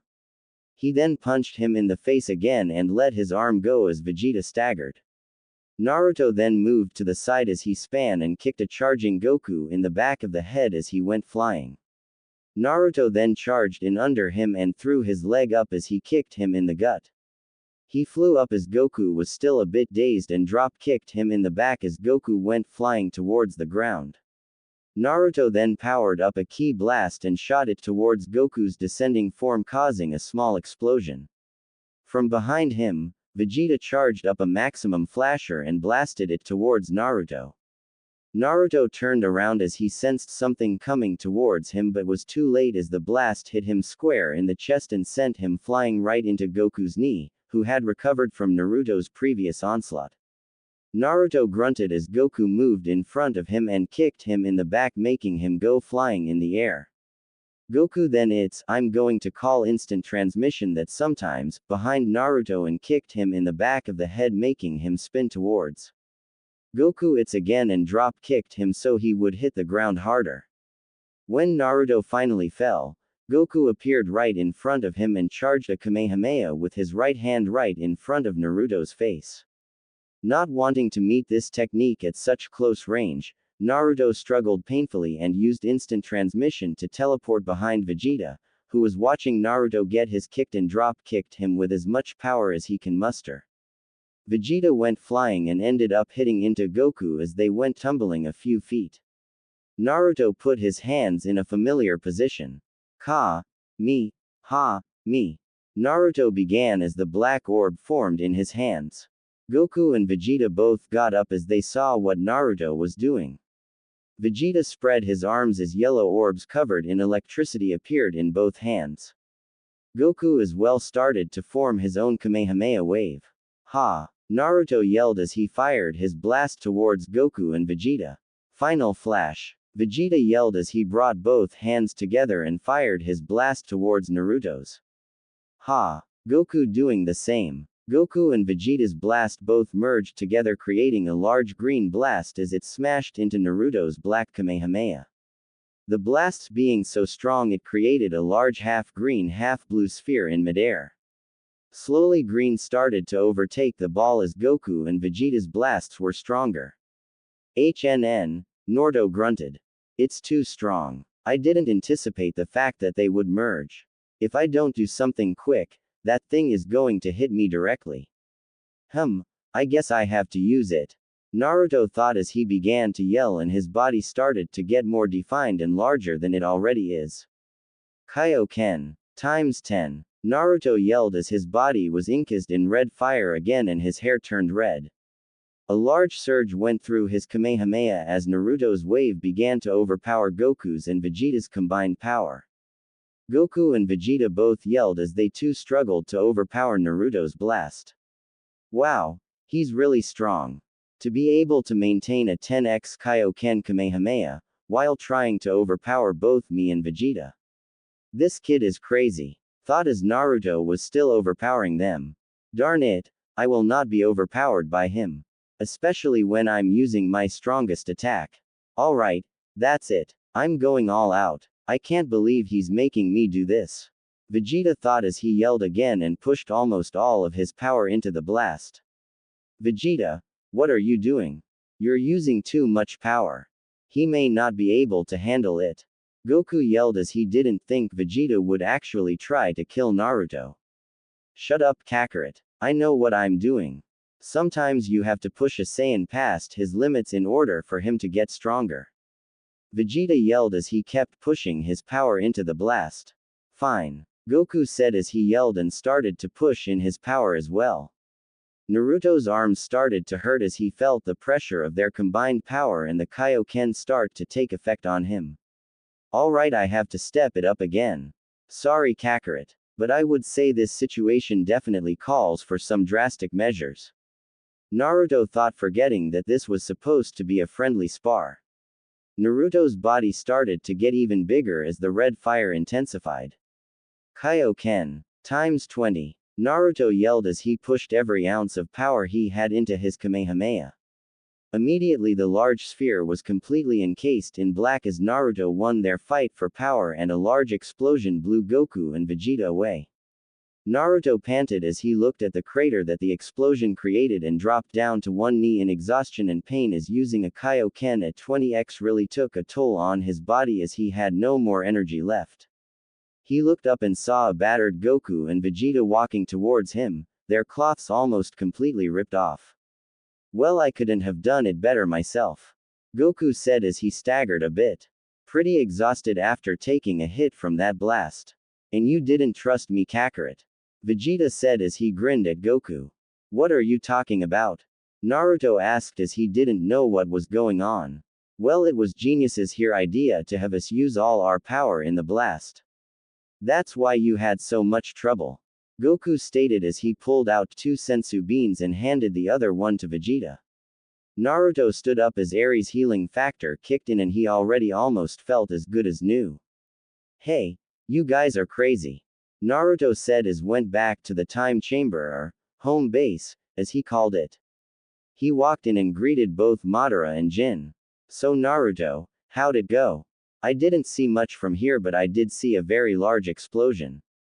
Madara asked as he saw Naruto enter the chamber. It went well. I ended up winning our spar, if you can call it that. I can beat Vegeta and Goku at full power without my ninja skills when they're in SSJ3. Naruto stated with pride. Well, Naruto, tomorrow we'll be leaving the chamber, so get some rest so your body will be fully replenished. Goku said. Alright, well, see you guys later. Naruto waved as he flopped down on his bed, falling asleep the moment his head hit the pillow. That boy, he's going to become very strong, isn't he? Madara asked as he looked at Goku, Jin and Vegeta. Definitely. He may even get stronger than me when he's older. Goku said as he thought of the possibility. Yes, strong indeed. Madara thought as he went back to his business. Naruto woke up with a yawn as he sat up from his bed. He looked and saw Vegeta and Goku sparring. Jin was perfecting his katas and Madara was leaning against the wall, reading a book. Naruto got up and did his morning routine. After he was done, he put new cloths on that Goku made for him. Over a white shirt he wore a non-weighted black gi, like Goku's except a different color, tied down with a white sash. On his arms he wore white gauntlets similar to Jin's just without the spike and the metal on the back, instead replaced with the Uzumaki family symbol. The gauntlets Jin wears in Tekken 4, just instead the Uzumaki symbol on the back of the hand. He also wore baggy Anbu-like pants with black steel-toed combat boots. Naruto's actual physical appearance changed a lot over the years. He no longer had his wings as he found out how to merge them into his back, making them look similar to the tattoo on his chest. He now has hair almost exactly like Madara's except for it being more spikier at the top. His eyes change mostly too. Madara transplanted his Mangekyo Sharingan into Naruto's, so he immediately got the Eternal Mangekyo Sharingan M's. He always kept the M's in his right eye and the Rinnegan in his left. His face got a lot more tone now, having all baby fat, if there was even any, gone and replaced with a handsome face that would make many men jealous. He also got a lot taller, standing at about 5 feet 6, which is pretty tall for an 11-year-old, and he hasn't even hit his growth spurt yet. Appearances aside, Naruto felt like he still needed work and could get better. But Goku said that he had a surprise for him and that it would help with his Saiyan transformation, but told him that he would give it to him on the last day. Excited, after he was done getting dressed, he made his way over to Goku, who had finished his spar with Vegeta. "Hey, you're up. Well, how do you feel? Are you ready for your present?" Goku said as he smiled with a big grin at Naruto. "How many times do I have to tell you, Kakarot, to not be so loud? And yes, I am ready for whatever you dish at me," Naruto said as he picked at his ear, thinking that his eardrums were just busted. "Okay, but I must warn you, I actually don't know if this is going to work. Since you're not a full Saiyan, you won't be able to go Super Saiyan. But you may be able to go into something that even surpasses that. This form is called a Super Saiyan God. I only used this once and I'm not able to maintain this form long. Maybe you're a special case. So I'm going to give this power to you," Goku said as he moved a little further from home base. Naruto nodded as he followed him. When Goku stopped, he spoke again. "Right here should be good. Now hold my hands, I'm going to transfer the necessary energy to you. I want you to power up, okay? It will be a lot easier. This is going to be the last thing I do. Giving you this energy is like giving you my soul. It will kill me, so this is goodbye for now," Goku said as he looked at Vegeta. Vegeta looked at Goku and smirked. "Guess I'll see you in the afterlife. Goodbye, Kakarot." Goku saluted to him and raised his arms in front of him. Naruto powered up, grabbed on to them as he waited to see what would happen next. Goku powered up to Super Saiyan and he seemed to gather up ki as his body started to glow a bit. A moment later, Goku's body was encased in blue flame that rose high up in the air before going towards Naruto. Goku's whole body became part of the flames and went into Naruto as well. The moment it reached him, the flame turned black and encased his body completely, almost looking like an Amaterasu. Naruto started to raise up in the air against his will, but he didn't panic as it felt very natural to him. His body gave off pulses of black ki as he was encased in a black orb, removing him from sight. The pulses stopped and the orb began to disappear as Naruto lowered toward the ground. His physical appearance changed slightly as his hair stood up a bit more and his body was a little slimmer. His hair also was now a reddish-purple color, kind of like Kaioken but with a noticeable hint of purple. Naruto looked at his hands and balled them into a fist. "I feel great. This is the best feeling ever."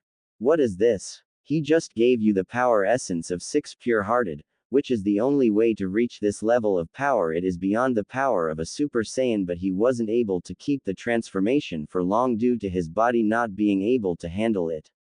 You on the other hand seem to maintain it like how we do it with our Super Saiyan transformation. He would be proud of you, Naruto," Vegeta stated as he placed a hand on Naruto's shoulder and smiled at him. Naruto smiled back as these were the times that he really liked Goku and didn't want to strangle him to death. "Thank you, Vegeta." "Goku," Naruto said, as that was the first time he didn't say Kakarot. "Well, after you're done, can we get out of here? We have a lot of business to take care of in Konoha," Jin said as he walked over to them with Madara. "Sure, no problem. Can't wait to get back home," Naruto said as he powered down, forgetting that he was transformed. "Well, say goodbye to the chamber. This is most likely going to be our last time seeing it. It only had about 5 years of use left, so we used up all of our time," Madara said as he watched Naruto open the door. "Well, I'll see you guys later," Naruto said to Madara and the others as he waved his goodbye. We'll keep in touch, Madara said as the moment Naruto stepped out, they phased out of existence. Naruto breathed in some fresh air and then went through some hand seals and yelled, "Transform."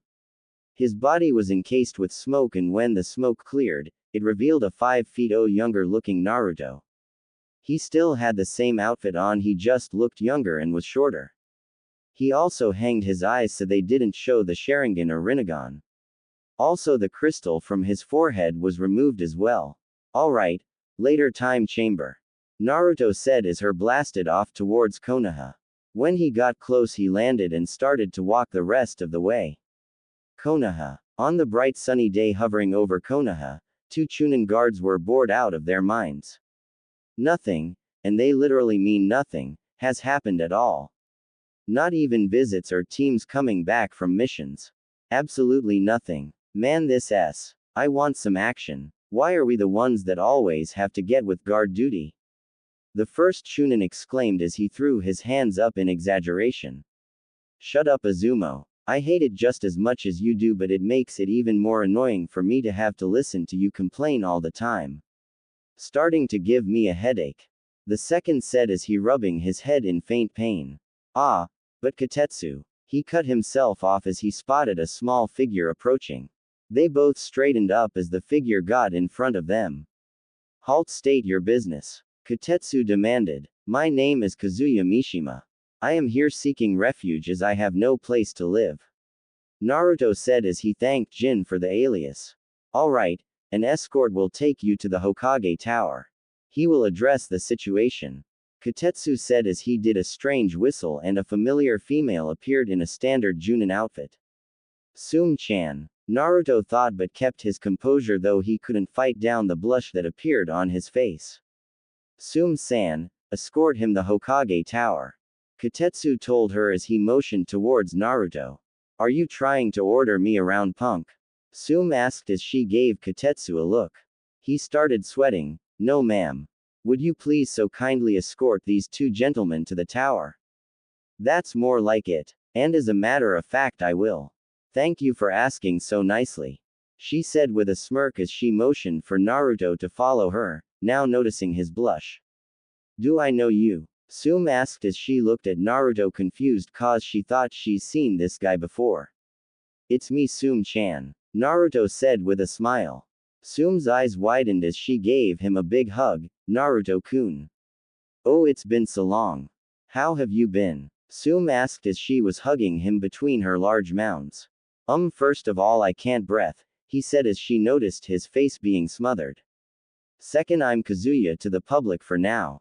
The only people that can call me by my real name is Hana-chan, you and Kiba-san once I meet him. Third, I've only been gone for 5 days. Naruto stated as he wanted to set the rules on when to be called by his real name. Oh well, it felt like a few years.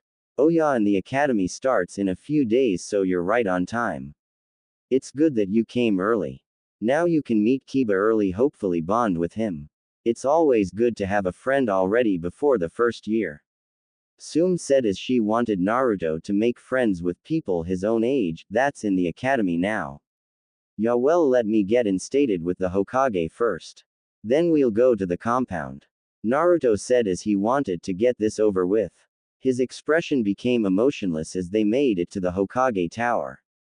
He still remembered about how the Hokage actually felt about him and he didn't want to go out and try to kill him. But if he provokes Naruto, then he will gladly put him out of existence. Naruto made it to the entrance to his office. He remembered all of those times where he would look up to him and ask him for things, but then finds out it's all a lie. He took a deep breath and nodded to Tsume since she seemed to be waiting for confirmation when he's ready to enter. Tsume stopped in front of the door cause she knows that if she rushes this, Naruto just might flip out and do something that he's going to regret. When they entered, they found the Hokage leisurely doing paperwork behind his desk facing the door. Naruto could tell that he was distraught and chuckled in his mind as the old man could just use shadow clones to do the paperwork for him. Ah, Tsume-san, how are you doing? And who is this that you have brought with you? Sarutobi asked, curious about the newcomer. Naruto stepped forward. Greetings Hokage-sama, Naruto started, straining a bit on the sama. My name is Kazuya Mishima. I was hoping that I could be instated as civilians in the village. I have no money, so I would like to join the academy so I could become a ninja. Naruto said as he bowed. Ah yes, it's always good to have new citizens join us. But unfortunately we have no current apartments or houses open at the moment. They could stay with me. Tsume said, cutting him off. She looked at Naruto and smiled as he did back. This didn't go unnoticed by the Hokage. That could work. As long as they behave, they're welcome to stay with the Inuzukas. The academy will open tomorrow, so you can join that and you'll go through to see if you're capable of being a ninja. Sarutobi said as he signed some papers and handed them to Tsume. Thank you Hokage-sama, Tsume said as she bowed, followed by Naruto. They walked out of the office and stopped in front of the window. Alright Naruto, let's go to the compound. Kiba should be home any minute from playing with his friends, so we should get there quickly. I want to surprise him, Tsume said as she waited for Naruto to fly with her. Naruto nodded and put a hand on her shoulder. Brace yourself. First time kind of he said before putting his forefinger and middle finger to his forehead. A moment later they disappeared and reappeared inside of the compound next to Hana, who was in the kitchen sitting at the table. She was wearing the same thing she did when Naruto slept in the bed with them. Hana looked up from her paper as she sensed someone there and saw Tsume with some person that she somewhat recognized. Hey mom, who's this? Hana asked. Actually, you know exactly who this is, Tsume said as Naruto stepped forward. Hana stared at Naruto a bit confused. She honestly didn't know who this was but knew she knew him. Naruto looked at himself and then face-palmed. Oh right. Naruto realized as he put his fingers in Ram's seal and yelled, Kai. And he reverted back to his true form. She stared into his Sharingan and Rinnegan and was still a bit confused. She then looked at the crystal on his forehead and saw it as a dead giveaway. Naruto, she exclaimed in realization as she hugged him. She was just now hoping he would come back soon and, as if Kami answered her, Naruto just popped in. Nice to see you too, Hana. Is Kiba back yet? Naruto asked as he wanted to meet the only other male in the house. He should be back soon. He only left the house about 2 hours ago to play with his friends, so he should be back any minute now, Hana said as she looked at the clock. As if on cue, they heard the front door open. I'm home, they heard as the patter of footsteps came closer towards the kitchen. Kiba entered the kitchen and noticed his mother leaning on the counter while Hana was hugging onto some guy. Hana, who's this? Kiba asked as she never mentioned having a boyfriend. The weirdest part was that this guy didn't look that much older than Kiba. Hana let go of Naruto and introduced him. Kiba, this is Naruto Uzumaki. Naruto, as you know, this is Kiba, she said, motioning to each respective person. Kiba stared at Naruto for a good 5 minutes, sizing him up. I can tell you're alpha male material just by looking at you. How did you meet them and when? Kiba asked, genuinely curious. Naruto looked at Tsume, who nodded, giving him the okay. Well, let's sit down. It's kind of a long story. They all sat down and gave Naruto their attention. Naruto told Kiba about the Kyuubi and how it was sealed inside of him. He told him about the beatings and tortures he endured and about the most memorable one that led him to meeting Jin, Madara and Vegeta. He then told them about his training and revealed only a little bit of the techniques as he wanted it to be a surprise. What he didn't tell him was the fact that he wanted to be rid of Konoha. He would eventually, but it wasn't the right time at the moment. Wow, you had a tough life, man. Sorry I didn't hang around with you, but I was busy training with Akamaru to even go out. Those damn ignorant villagers. One day, they're going to get what's coming to them, Kiba said in anger for the villagers and sympathy for Naruto. Think nothing of it, Kiba. You didn't know that I even existed, and to know that if you did you would go out of your way to help me, then I'm very grateful, Naruto said as he smiled. Although those villagers are going to get what's coming to them, Kiba smiled back and looked at Hana and his mother. So is Naruto going to be staying with us? Kiba asked as he would really like an older brother figure in his life. They all nodded as Tsume spoke up. Yep. And if you'd like, he can stay in your room. I'm sure your bed is big enough for the two you, right? Kiba nodded and motioned to Naruto. Come on. Let's head to my room. I want to show you some cool games I got. Hey, maybe later on today we could go out and you can meet Shikamaru and the others. They're really good friends and you can trust them. Kiba said as he was really excited and wanted Naruto to meet everybody. Sure, Kiba. Naruto smiled as his excitement was rising as well. Tsume and Hana smiled as they were thinking how happy Naruto and Kiba are. They just met each other, but they seem like they've been brothers for years. The next day, after Naruto met the rest of Kiba's friends, telling them a little bit less than he told Tsume, Hana and Kiba, he and Kiba went straight home and basically fell straight to sleep. Naruto was the first to wake up as he seemed to always be. He made his way to the kitchen as he made himself a bowl of cereal. After he was done, he looked at the clock and saw that the academy would start in about half an hour, so he went to wake up Kiba as he seems to not be a morning person. As he entered the room, he saw Kiba sprawled out on the bed. Naruto chuckled as he went over to Kiba and got a wicked idea. He carefully opened Kiba's eyelid and stared into it with his Sharingan. He then cast a genjutsu on him, letting Kiba see his wildest dreams, before Naruto appeared and took them away. Immediately Kiba woke up and looked around, then glared at Naruto. Dude, what the did you do that for? Kiba exclaimed as he's already starting to hate Naruto being here. Kiba, I never would have took you for a furry lover. Well, I guess everybody has a side to them that you might not want to know. Also could be the fact that you're an Inuzuka and you hang around nothing but dogs. Naruto said as he smirked at Kiba. Kiba still kept his glare, but he didn't say anything. He got up and got dressed, then made his way to the kitchen. When they got there, they saw that Tsume and Hana were already there, probably waking up from the noise Kiba made. Sounded like you guys were fighting. Everything alright? Tsume asked. Oh, everything's fine. Just that Kiba didn't seem to agree with my methods of waking him up. Naruto said as he smirked again at the glare Kiba was giving him. Well, after you're done brooding, Kiba, eat some breakfast. You have 20 minutes until you go to the academy. I want you to pack everything up and be ready before it's time to go. Tsume said to Kiba, who nodded as he finished his breakfast and he ran to his room to get ready. She looked at Naruto and asked, Naruto, do you have everything you need? Yes, though I don't need much. Naruto said as he sat down on the floor with his legs crossed in a meditative position. 10 minutes later, Kiba came out into the kitchen with his gray overcoat.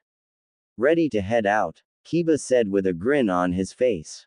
Naruto nodded as they both waved goodbye to Tsume and Hana and started to head to the academy. While they were walking, they started talking about random things and what they thought the academy would be like.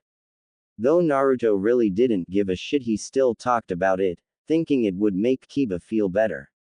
When they arrived, they noticed that they must have been early, considering that there was a large group of kids gathered in front of the academy just standing around talking. When they got closer, they saw Shikamaru, Choji and Ino all conversing. Naruto and Kiba decided to approach them. Hey guys. Seems a lot of kids are early on their first day. Kiba said as he looked around at all of the kids. Yeah, most of them are really excited to become ninja, but it's just so troublesome. Shikamaru said while he was laying on the ground staring at the clouds. Come on, Shika. Can you put aside your laziness for just this once and take this seriously? Ino yelled. Shikamaru snored as he seemed to fall asleep, as if he didn't even hear her. She fumed, about ready to punch him until they started to hear a commotion. They looked over and saw a bunch of girls grouped up and surrounding a boy who seemed really annoyed by it. Come on please Sasuke, just one. I'm sure you'll like it. One girl said. The most notable feature about her was her bubblegum pink hair. I already said no. Now out of my way, Sakura. Sasuke said as he walked past them with his hands in his pockets. I don't understand anyone could like that guy. I mean, what does he have that I don't? Kiba exclaimed. Let's see. He doesn't smell like wet dog all of the time. He's way cuter. He's also smarter. Oh, and he's from a clan known to have powerful people, which guarantees him to be strong. Ino said, listing them off with his fingers. Kiba huffed and turned his back to her with his arms crossed. Naruto shook his head as he looked at the doors to the academy. A moment later the doors opened as 2 academy instructors came out. Alright, quiet down everyone. My name is Iruka Yumino and this is my assistant Mizuki. We will be your instructors these 4 years, so make sure to remember us. Now follow us, we're going to show you where your homeroom is going to be. Iruka said as he and Mizuki started walking into the academy, slowly followed by the students. When they all finally arrived in the classroom, they took a seat wherever and waited for their next instructions. Alright class, today we won't be doing much, considering that it's your first day, so right now we're just going to start with introductions. Starting with you. State your name, likes, dislikes, and dreams for the future. Iruka said, pointing at some random kid in the front. Naruto zoned out as he didn't see the need to listen to their introductions. When he finally heard his name being called, he got up and went to the front of the classroom as instructed by Mizuki. My name is Kazuya Mishima. I like training, learning new techniques, the Inuzukas, and a select few people in here. I dislike people who are too loud and who give up and don't take training seriously. My dreams for the future are none of your concern. Naruto said as he started to make his way back to his seat. Wait, when you said you like learning new techniques, do you already know some? Iruka asked curiously. Yes, that is what I was implying. Naruto said, still walking to his seat. Well then, perhaps a demonstration would be in order. We want to gauge how much ability you have. Mizuki said. Naruto stopped and sighed. He turned around and walked back down the stairs. Alright, fine. Whatever floats your boat. Naruto said. Good, now everyone, we're going to take this outside in the academy's training field. I want everyone to follow Mizuki out. Iruka said as he used Shunshin and disappeared. When all of the kids made it out, Mizuki stopped in a large circle in the middle of the field. Alright Kazuya, first we're going to test you on your ability to throw kunai and shuriken. Take these and hit the dummy on the bullseye with as many as you can. Mizuki said as he handed Naruto the tools. Naruto took them and threw them all at the same time, hitting the bullseye with all of them. Mizuki clapped. Good job Kazuya. For someone your age, that is an impressive feat. Now, do you know any taijutsu styles? I'm going to test you on how good you are at close combat. Mizuki said as he made his way to one side of the circle. Naruto smirked as he waited for Mizuki to start the spar. When he saw Mizuki nod, Naruto started to walk over to him. When he was about 5 feet away, he donned his devil fist stance and waited for Mizuki to make his move. You want me to attack first? Alright, but don't get mad at me if I hurt you. Mizuki said as he charged. Naruto smirked as he watched Mizuki get closer. When he was in front of Naruto, Mizuki went for a kick to his head with right leg. Naruto saw it coming and leaned back just enough for the leg to go past his face and then swept Mizuki's left leg from under him, making Mizuki fall to the ground. Naruto smirked at him as Mizuki got up, a bit angry that he didn't see it coming. He stared at his stance and saw so many openings, but at the same time it seemed like it was impenetrable. The rest stared at Naruto in surprise except for Kiba, Shikamaru, Choji and Ino, since they knew Naruto was powerful. But to see it in person was still pretty awesome. Naruto got ready as Mizuki charged at him again. Mizuki went for a punch to the face as Naruto swayed out of the way. Mizuki kept throwing a barrage of punches and kicks as fast as he possibly could, which to Naruto was at a snail's pace. Naruto started getting bored and decided to end it as he brought both of his arms out, deflecting Mizuki's, and punched him in the gut with a right straight, which made Mizuki hunch over, followed by an left uppercut. Naruto then elbowed Mizuki in the chest and hit him in the face with the back of his fist. As Mizuki was falling to the ground, Naruto brought his left leg over and kicked him in the head, making him fly back a few feet. If Naruto wasn't holding back, there probably wouldn't be anything left of him. Naruto looked at Mizuki's prone form on the ground and got out of his stance. He's out. I don't think he'll be getting up anytime soon. Anyone know where Iruka is? Naruto asked. Before anyone could answer, there was a poof of smoke and Iruka appeared with two medics. Good job, Kazuya. Your skill in taijutsu is better than that of a chunin and probably a few junin. I don't even think we need to test ninjutsu. My only question is, how are you not a ninja?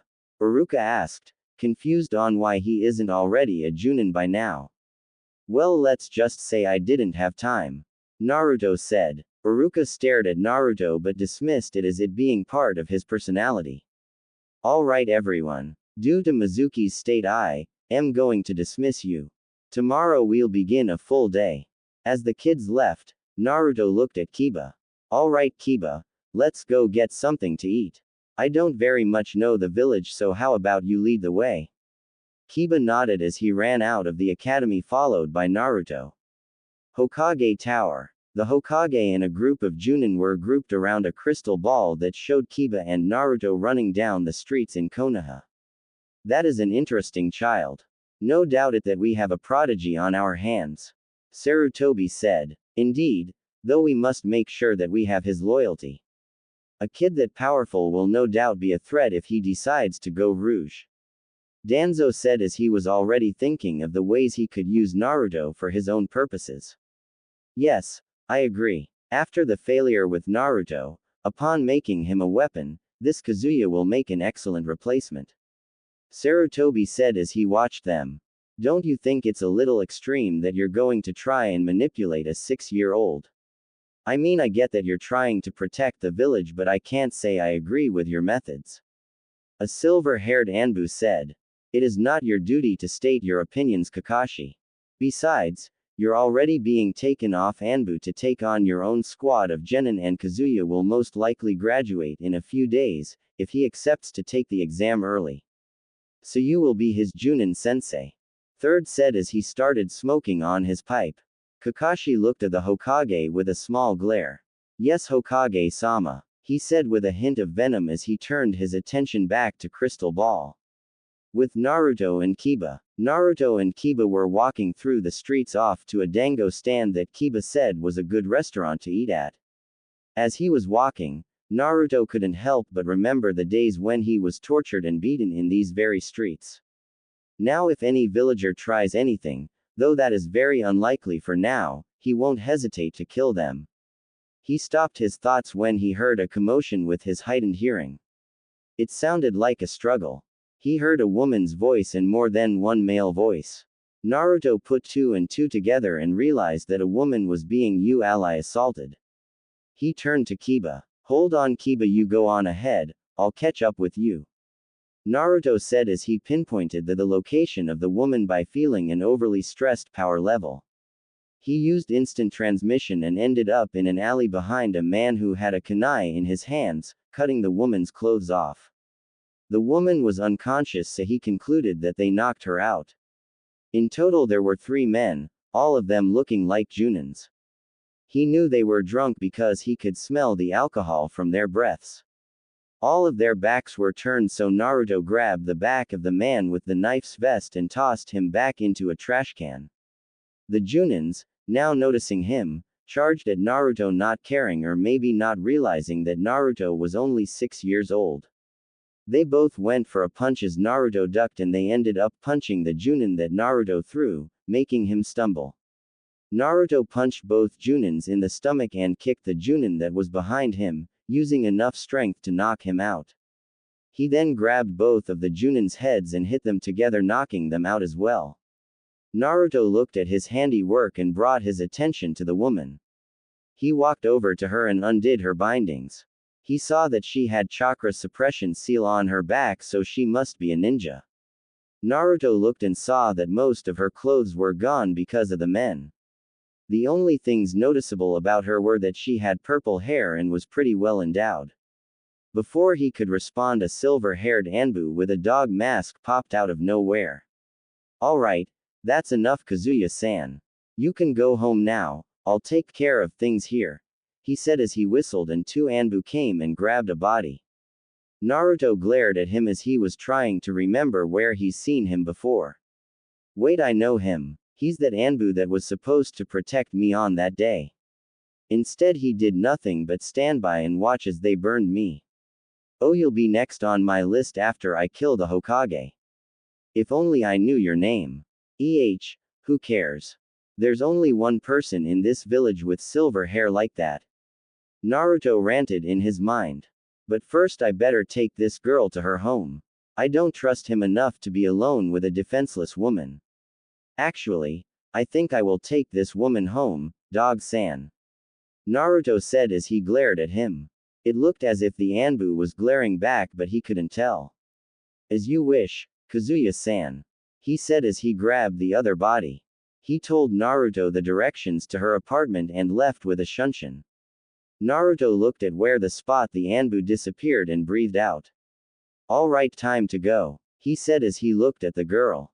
He jumped up to the roofs and started making his way over there. Once he arrived, he picked the lock and brought her inside. The condition of her house was no different than when he was living in his apartment. Naruto walked to where the bedroom was and laid the woman on the bed. He pulled the covers over her and left the room. He went into the kitchen and saw that there was a scarce amount of food. Naruto sighed and pulled out a scroll labeled, dinner. He opened it and cut his finger, swiping the blood across the scroll.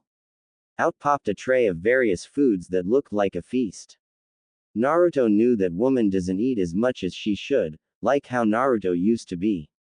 Naruto then remembered that she was at the moment and did the same process with another scroll. There was a poof of smoke, but this time a red kimono appeared. Naruto grabbed the kimono and the tray, then went into the bedroom. He found her sitting up and holding her head with one hand.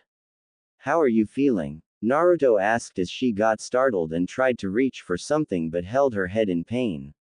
Don't worry, I'm not going to hurt you. On the contrary, I actually want to help. I used to live like this, so seeing someone else having to live in these conditions kind of angers me. Naruto said as he walked over to the bed and set the tray on the bed. He also handed her the kimono and turned around. Go ahead and put it on. You wouldn't want to eat while you're, would you? Naruto said. Who the hell are you? She asked as she looked at the food suspiciously while putting on the kimono. Just someone who knows what it's like to be hated. Naruto said as he sat down on the edge of the bed. Come on, eat up. You wouldn't want to let the food go to waste, wouldn't you? Naruto said, motioning to the food tray. She approached the food warily and picked up the chopsticks. She took one bite and looked like she fell in love. Then she started to attack the food like crazy. Naruto smiled and got up, as he realized how much time he spent here, and went to go find Kiba. He made his way out the door and left the lady to her food. Just as he left, the woman stopped eating and just noticed that Naruto wasn't there. She got up and went into the kitchen to find that he wasn't there. She sighed and headed back to her room to resume eating her food. After the lunch with Kiba, Naruto decided to head to the Hokage Tower to request that he take the genin exam early. For his plans to go smoothly, it would be good to start as soon as possible. As he made his way to the tower, he thought about the first step of his plans. In order to eradicate Konoha, I must make allies outside of the village. Anybody who doesn't have any ties to here or hates the village altogether. It would be best to take the exam early so I could be able to get out of the village. It would do me no good looking for people like that here. Naruto thought as he made it to the tower. As he entered, he got a sense of nostalgia as he remembered all of the times he would play with the Hokage and all of the fun times they had together. Even though it wasn't that long ago that the Hokage was buying him ramen. That feeling was then replaced with anger as he remembered how much he now despises the Hokage. He just couldn't wait until he could tear his cold heart out of his chest. As he approached the secretary's desk, he removed his train of thought and hid his emotions. Excuse me, ma'am, but I would like to request an audience with the Hokage. He said as respectfully as possible. The secretary looked up from a book she was reading and was surprised to see a well-built kid. His office should be open right now, so go on ahead in. She said as stared at him. Naruto nodded as he went to Sarutobi's office and knocked on his door. Come in, he heard on the other side. When he entered, he saw the old man doing paperwork, like always. Good afternoon, Hokage-sama, Naruto said as he kept his demeanor as joyful as possible. Ah yes, the new student. How did your day fare at the academy? I heard that you taught an instructor there a lesson about underestimation. Hokage said. Yes, a lesson well deserved. Please excuse me for my rudeness, but I'd like to get to the reason I came here. Naruto said as he caught Sarutobi's attention. I believe that I am ready to take the Genin exam early. My chakra level is too high for any of the exercises to develop them more. Also, I have already mastered every single jutsu from E to C. I would tell you more, but don't feel like that information is necessary. Naruto finished. Sarutobi looked stunned as he couldn't imagine someone so young being able to master that many just you. He must have an exponential amount of chakra. This boy is very interesting. Sarutobi lit his pipe that he pulled from his desk. I grant you your wish on the exam. But unfortunately there are no senseis to take anybody on at the moment. That's why I was hoping that I could be a lone team. A sensei really wouldn't help me at all since they won't be able to really teach me anything and I am fully capable of protecting myself. Naruto said. I'm sorry, but I cannot allow you to go lone wolf. No matter how strong you are, you're still just a boy and you don't have experience. You will take the exam when we have a Junin ready to take a pupil. You are dismissed. The third said as he went back to his paperwork. Naruto gritted his teeth a bit, trying not to lose his temper as he made his way out of the office. Before he got to the door though, someone flung it open, hitting Naruto in the face and knocking him to the side. Old man, I need to talk to you. A woman yelled. Anko, hold your tongue. That's Hokage-sama to you. Now on your knees and bow and you may speak your business. The Hokage said with authority. Like hell I would bow, old man. Now I want some information on a Junin in our ranks. I know he's new because I've never seen him before, but I don't know what his rank really is. I'm just guessing because how he looks. He's got black spiky hair and he's pretty built. He wears a black gi, tied with a white sash. He has white gauntlets and black baggy pants, similar to Anbu pants. Other than that, that's all I know about him. Anko said, finishing her description. Hokage gritted his teeth about the old man remark but sighed. I believe the man, no boy you're looking for is right there. He said, pointing behind her. She turned around and saw Naruto there as he gave a small smile. Hi, he said, rubbing the back of his head in embarrassment. Anko walked up to Naruto and smacked hard across the face. That's for leaving without giving me a name. She yelled. Well, sorry, I had to get back to this person I was with. When you leave him alone he gets annoying and Kiba getting annoying isn't something. He was cut off as Anko's lips met his. Naruto's eyes widened as he didn't expect it. When they stopped kissing she looked at him and said, that's for saving me back there. I never really got a chance to thank you. He nodded and took Anko's hand. Let's talk over dinner. We'll continue this conversation later, Hokage-sama. Naruto said as he made his way out the door. Dango shop. So dango huh? Never thought I'd actually like this stuff. Naruto said as he took another bite of dango. Never thought you'd like it. Dango is probably the best food you'll ever eat. Anko yelled while chewing on her own stick of dango. Naruto chuckled and said, well, I used to always eat nothing but ramen when I was younger. It was basically the main food of my diet. Anko's eyes widened in surprise. She then started to chuckle. That's just like this one gaki that used to do the same thing. Every time he went out to eat, he would always go to Ichiraku's ramen and they knew exactly what to get him. She stooped laughing and her face went straightened. Though, after that day. Man, I really miss the little guy. This place is no fun without him. Anko said. Naruto slowed his eating down. She seems like a perfect addition to my plan. I just need to find a way to win her over. So, I was wondering. Exactly why are you living like you are? Anko stopped eating and looked at Naruto with a hard stare. Why do you want to know? Everybody in poverty has a reason. Either it was from a mistake they made or because they were forced to. I have a feeling it's the latter. Naruto said. How could you possibly know that? She yelled. She closed her mouth and thought to herself. Why is he making me so emotional? Nobody has ever made me feel this way. What is it about him? Because I know what it's like. To be hated, her eyes widened.